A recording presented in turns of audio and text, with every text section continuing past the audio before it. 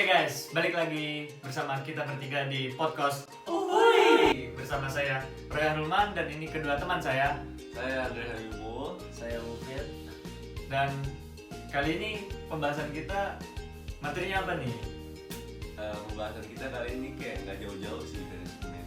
Karena kita sebelumnya udah ngebahas manajemen limbah semen.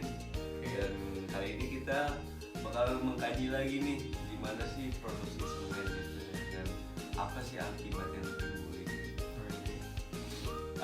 Produksi semen itu sebenarnya produksi prosesnya tuh sangat membutuhkan energi yang banyak gitu ya kan. Jadi dengan berbanding lurusnya tingkat kebutuhan semen di bagian konstruksi gitu kan yang dipakai buat masyarakat, yang dipakai oleh masyarakat.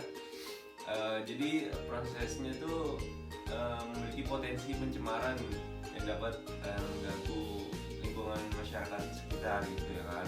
Ada penggunaan sumber dayanya yang begitu tinggi. Nah, dari dampaknya itu, dari dampak yang bisa timbulin dari penggunaan energi yang tinggi, jadi itu contoh dampaknya itu emisi karbon gitu ya kan. Kalau misalkan industri semen nih ibaratnya sebuah negara nih, Ibarat KT. ya ibarat KT sebuah negara nih kan, dia tuh bisa jadi penghasil emisi terbesar gitu kan di belakang Amerika sama Cina gitu. Jadi itu Indonesia tuh nggak boleh ikut-ikutan gitu kan punya emisi karbon yang tinggi. Jadi perlu kita tuh masyarakat perlu mengkaji ulang nih gimana sih biar mencegahnya gitu ya kan. Nah kalau dari itu kalau udah gede kayak gitu, kita perlu mengkaji ulang nih gimana sih perhitungan jejak karbon. Contohnya dengan metode carbon footprint gitu ya kan.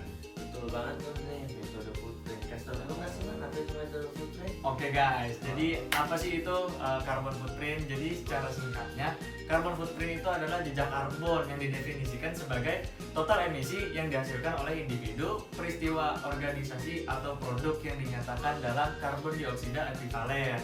Nah, jejak karbon yang kita hasilkan akan memberikan dampak yang negatif bagi kehidupan kita di bumi ini guys, seperti kekeringan dan berkurangnya sumber daya air bersih, timbul cuaca ekstrim, bencana alam, perubahan produksi rantai makanan, dan berbagai kerusakan alam lainnya. Nah, ada banyak faktor yang mempengaruhi carbon footprint ini. Nah, diantaranya energi, kehutanan, peternakan dan pertanian, serta sampah itu sendiri guys. Nah, energi dari industri semen ini menjadi bagian dari faktor pengaruh carbon footprint. Nah kalau ngomongin energi nih, sumber energi terbesar di dunia ini pasti masih dipegang oleh bahan bakar fosil. Coba itu. Nah, di industri semen bahan utama juga menggunakan bahan bakar fosil guys, namanya itu clinker. Nah clinker ini sendiri terjadi dari proses pembakaran yang menghasilkan karbon dioksida paling banyak dari seluruh tahapan produksi semen. Lu pada tahu nggak guys? Di tahun 2016 produksi semen itu ngasilin 8% emisi dari total emisi karbon di seluruh dunia, atau sebesar 2,2 miliar ton karbon dioksida. Waduh, Gede banget. bahaya banget itu terdampak sekali. Oke, itu tuh kayak harus ada upaya nggak sih dari kita? Upaya untuk menekan karbon dioksida itu. Lu tau gak caranya gimana? Coba kasih tau Dre. Apa ya kira-kira ya? Mungkin dari gue ya, mungkin yang pertama itu perlu pergantian bahan baku gak sih? Jadi nggak harus terus-terusan pakai energi fosil gitu ya kan. Iya. Kita juga bisa pakai apa tuh teknologi fly ash ya. Fly ash itu kayak dia tuh bisa banget memberikan dampak positif gitu kan dalam mengurangi temperatur pada clinker gitu kan. Terus selain itu dengan pemanfaatan fly ash sebagai bahan baku, dia juga dapat menambah alternatif pengolahan fly ash yang lebih ekonomis sama mengurangi penggunaan batu kapur. Jadi dalam proses produksi semen itu kan perlu penggalian itu kan, kayak apa sih pertambangan batu kapur gitu kan, intinya gitu dah. Dan itu bisa nimbulin gas karbon dioksida. Maka dari itu PS ini bisa mengurangi nih penggunaan batu kapur. Tuh.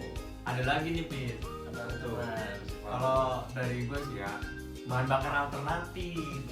Nah, penggunaan energi alternatif bisa jadi perhatian serius nih dalam proses produksi, karena selain mengurangi penggunaan energi fosil juga dapat menurunkan biaya produksi serta aman bagi lingkungan. Nah, energi alternatif itu yang digunakan dapat berasal dari limbah seperti limbah pertanian, limbah industri, dan pengelolaan limbah-limbah dari bahan bekas dan lumpur limbah dan lainnya.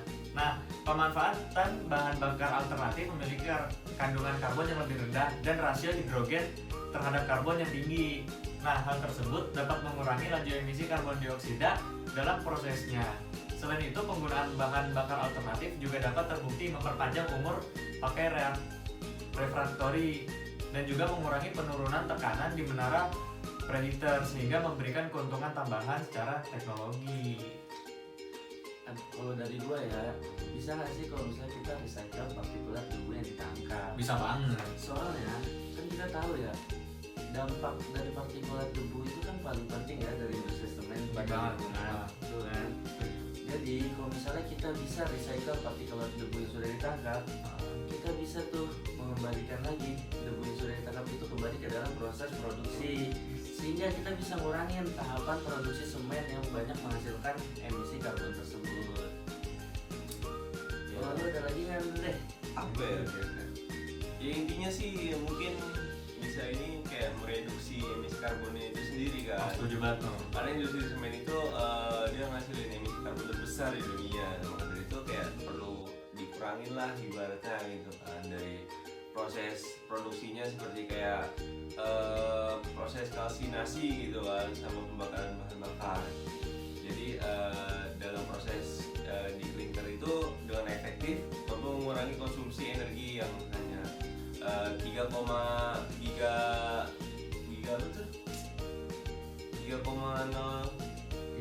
gigajoule per ton dari clinker dibanding clinker yang biasa nih yang membutuhkan energi yang lebih besar sebesar 3,7 gigajoule per ton.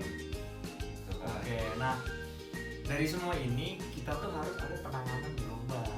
Ada dua prinsip penanganan untuk carbon footprint ini. Ada mitigasi sama adaptasi nih guys. Jadi kalau mitigasi itu kayak memperlambat terjadinya perubahan iklim lebih lanjut dan juga dapat berupa mengurangi emisi gas rumah kaca, karena karbon dioksida ini salah satu penyebab utama dari gas rumah kaca. Selain itu ada adaptasi juga guys. Nah, kita harus menyesuaikan diri dengan kondisi perubahan iklim yang telah terjadi. Makanya nih mulai sekarang kurangin lah pakai kendaraan pribadi. Kita harus giat berjalan atau menggunakan kendaraan umum. Bisa sih. Naik sepeda juga bisa tuh ya kan? Bonus, sehat juga. Sehat juga. Oke. Mungkin itu aja sih ya. Itu dulu kali ya. Untuk selanjutnya kita akan bahas semen-semenan lagi di episode selanjutnya. Mungkin itu dari kami bertiga. Saya Rehan Ulman dan ini kedua teman saya. Saya Andre Habibu. Saya Mufid. Kami bertiga pamit undur diri. Mundur dan maju diri.